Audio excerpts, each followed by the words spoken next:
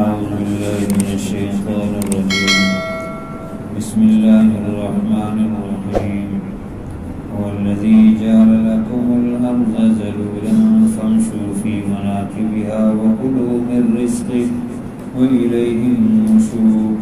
آمنتم من في السماء أن يخسف بكم الأرض فإذا هي تمور أم أمنتم من في السماء أن يرسل عليكم حاصبا فستعلمون كيف نذير. ولقد كذب الذين من قبلهم فكيف كان نكير. أولم يروا إلى الطير فوقهم صافات ويقبضن ما يمسكهن إلا الرحمن إنه بكل شيء بصير. أمن هذا الذي هو جند لكم ينصركم من دون الرحمن إن الكافرون إلا في غرور. أمن هذا الذي يرزقكم من أمسك رزقه بل لجوا في عتو ونفور. أفمن يمشي مكبا على وجهه أهدى أمن يمشي سويا على صراط مستقيم. صدق الله العظيم.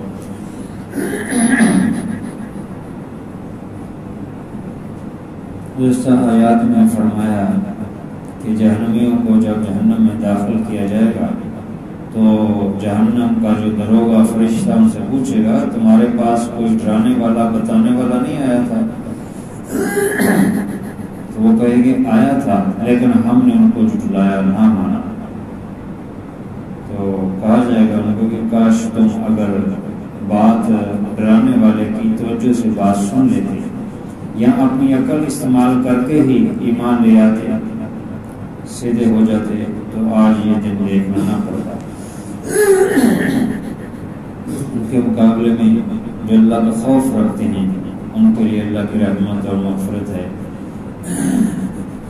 اللہ کی قدرت کو ذکر فرمایا.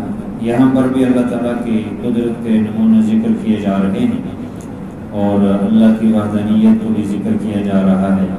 فرمایا هو الذی، اللہ وہ ذات ہے، جعل لکم الارض ذلولا، جس نے بنایا تمہارے لیے زمین کو تابع. زمین تمہارے تابع بنا دی ہے اللہ تعالیٰ نے. یہ اللہ کا احسان ہے، اس کی قدرت ہے، یہ اسی نے بنائی ہے زمین. ہر چیز کا خالق وہ ہے تو زمین کا خالق بھی وہ ہے. اور زمین ایسے بنائی ہے کہ تم اس سے فائدہ اٹھا سکو، نہ ہی ایسی دلدل زمین میں ہو کہ تم اس میں دھنس ہی جاؤ. جیسے آج کل جن علاقوں میں سیلاب ہے تو کتنی دلدل ہے تو وہاں پہ زندگی گزارنا مشکل ہے، زندگی گزار نہیں سکتے. وہاں بیماریاں پیدا ہوتی ہیں اس دلدل میں. نہ کوئی مکان بنا سکتا ہے، نہ رہ سکتا ہے، نہ ٹھہر سکتا ہے، نہ چل سکتا ہے. تو اللہ تعالیٰ نے تمہارے تابع کر دی ہے زمین.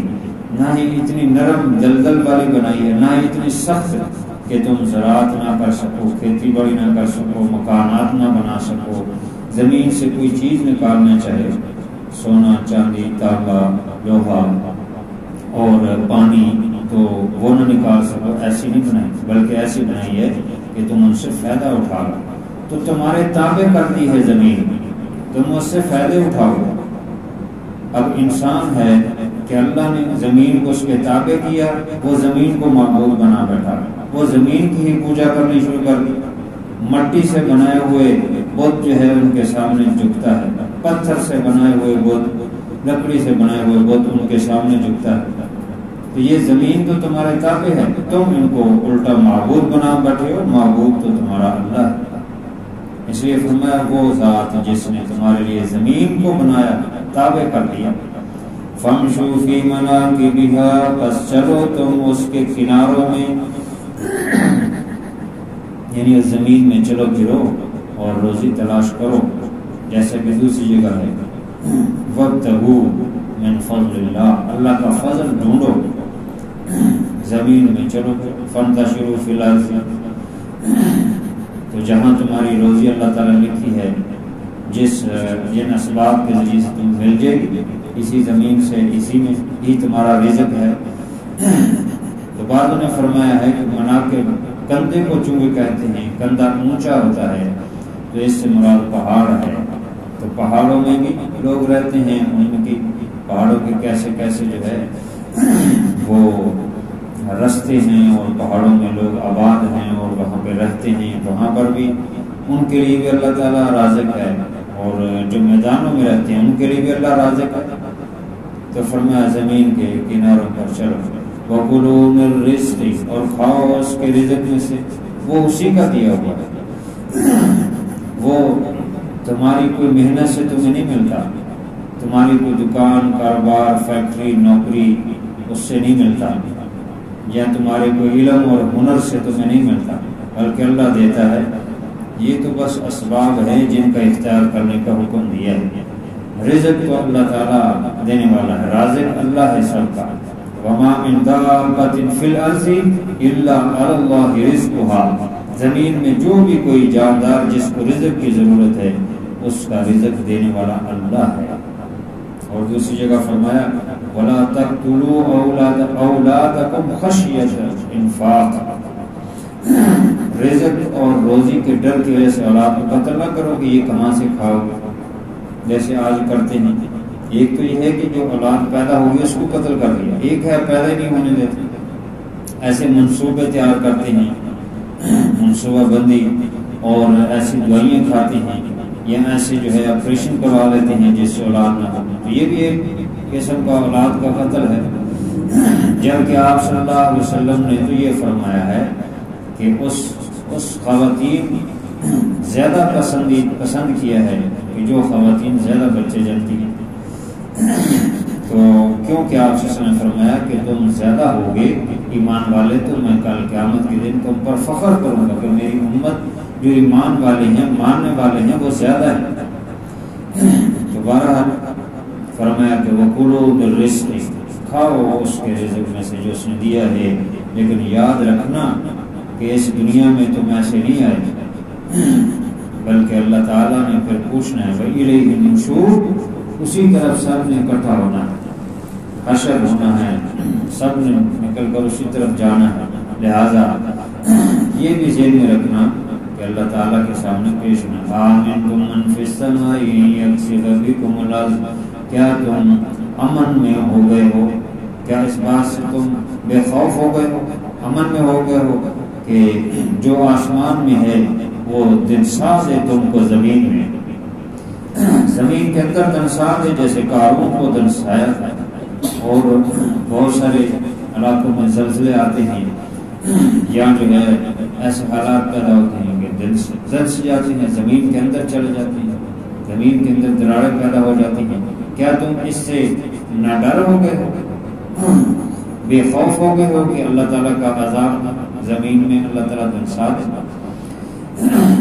من فی السماء، جو آسمان میں ہے، تو یہ مشکل ہے، اس کو مشکلات قرآن میں شامل کیا گیا ہے، کیونکہ اللہ تعالیٰ آسمان میں تو نہیں ہے نہ زمین میں ہے، وہ تو مکان سے پاک ہے، وہ کسی جگہ رہتا نہیں ہے، جو مکان میں رہتا ہے وہ محدود ہے، اور اللہ تعالیٰ لا محدود ہے، وہ محدود ذات نہیں ہے، بہت بڑی ذات ہے، انسان کی عقل سے براء البراء ہے، لیس کمثلہ شیء، اس کی مثال نہیں۔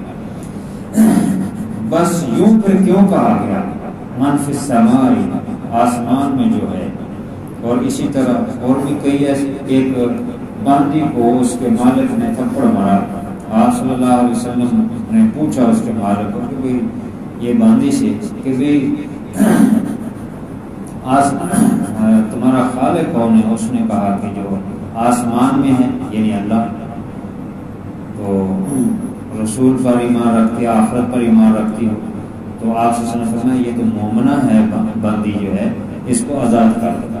تو اس نے بھی کہا کہ آسمان میں، تو یہاں پر بھی ہے کہ آسمان میں ہے جو یعنی اللہ تعالیٰ۔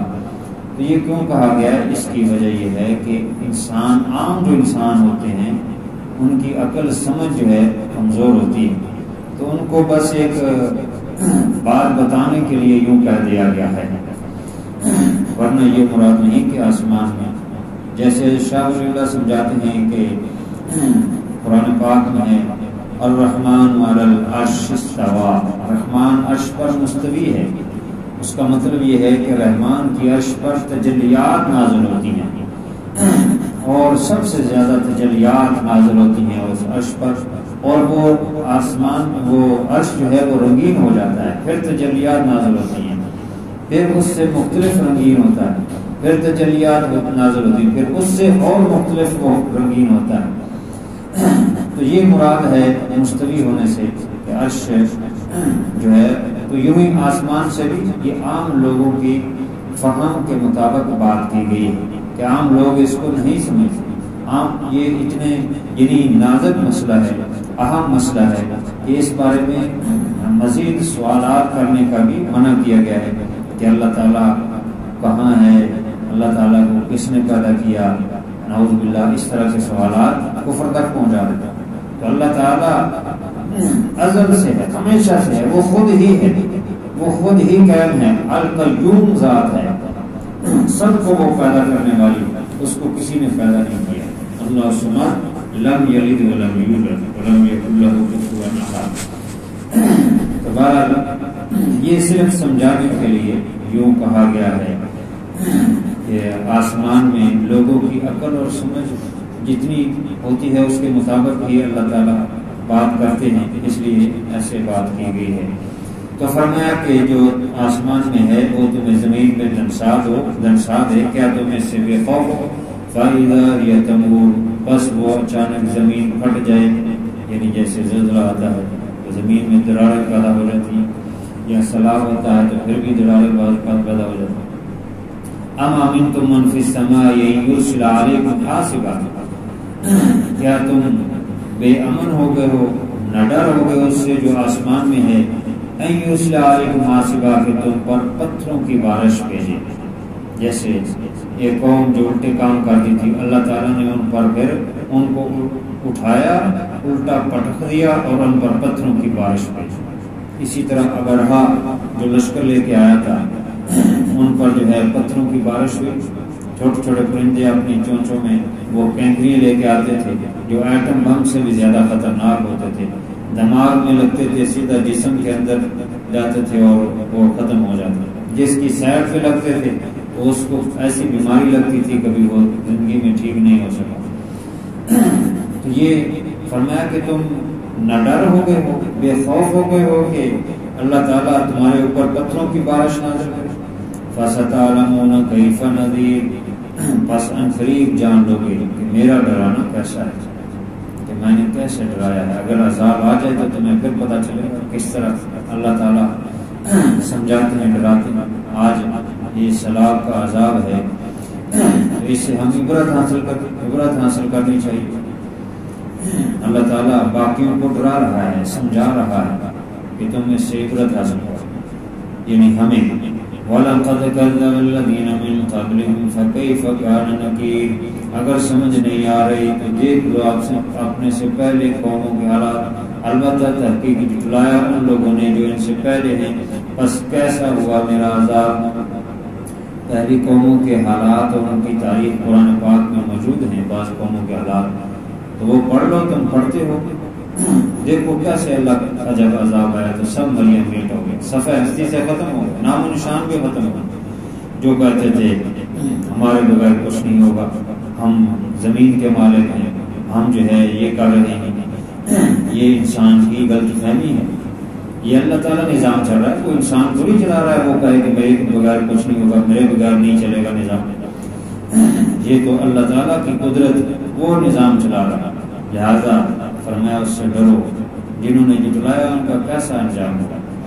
اولم یروا للطیر فوقہم صافات ویقبضن، کیا نہیں دیکھا انہوں نے پرندوں کی طرف جو ان کے اوپر پر کھولے ہوئے ہوا میں فضا میں ہے، ویقبضن اور وہ سکیڑتے بھی ہیں پر، کہ فضا کے اندر کس نے ان پرندوں کو معلق کر دیا جو فضا کے اندر اڑتے ہیں اور پروں کو کھولتے ہیں اور پھر پروں کو سکیڑتے ہیں، یہ اللہ کی قدرت ہے۔ اسی سے انسان نے بہت ساری چیزیں بنائی ہیں جو فضا میں اڑتی ہیں۔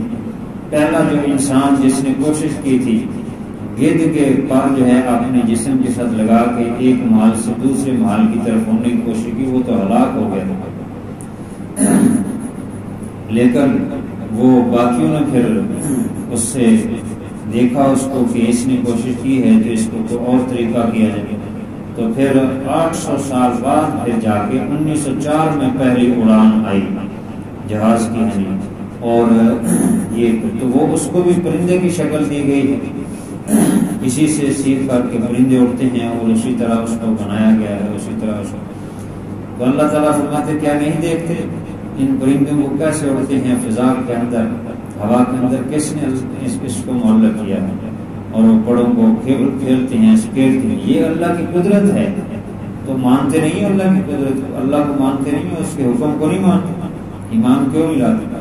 ما یمسکہن الا الرحمن، نہیں تھامے ہوئے ان پرندوں کو فضا میں الا الرحمن، مگر رحمان تھامے ہوئے اللہ تعالیٰ، انہ بکل شیء بصیر، بے شک وہ ہر چیز کو دیکھنے والا ہے، امن ھذا الذی ھو جند لکم، بلا یہ بتاؤ کہ ھذا الذی ھو جند لکم ینصرکم من دون الرحمن، کہ اگر تمہاری جو لائے لشکر ہے، فوج ہے، جس پہ تم گمان کرتے ہو، اللہ تعالیٰ اگر تمہاری مدد نہ کرے، اللہ تمہیں پکڑ لے، تو پھر اللہ کے سوا کون ہے تمہاری مدد کر سکتا؟ کوئی لشکر ہے تمہارے پاس، کوئی فوج ہے، کوئی طاقت ہے جو اللہ کے علاوہ تمہاری مدد کر سکے؟ ظاہر ہے کوئی نہیں، اللہ کے سامنے کون ہے؟ اللہ کا مقابلہ کون کر سکتا؟ بڑے بڑے دنیا میں آئے جو بڑے بڑے دعوے کرتے تھے، لیکن جٹ نہیں لگا، ایک سیکنڈ سے پہلے جو ہے سب مریم میٹ ہو گئے۔ تو فرمایا یوں اللہ کی قدرت کو سمجھو، اللہ تعالیٰ تو بس ارادہ کر لے تو یہ سارا جہان ختم ہو جائے گا، قیامت آ جائے گا، اور قیامت سے پہلے قیامت کے نمونے اللہ تعالیٰ اس کا اظہار کرتا ہے، لہذا اللہ کے سوا تمہاری مدد نہیں کر سکتا، اللہ ہی تمہاری مدد کر سکتے، اسی سے مانگو، اسی کی طرف توجہ کرو، اس کی طرف رجوع کرو۔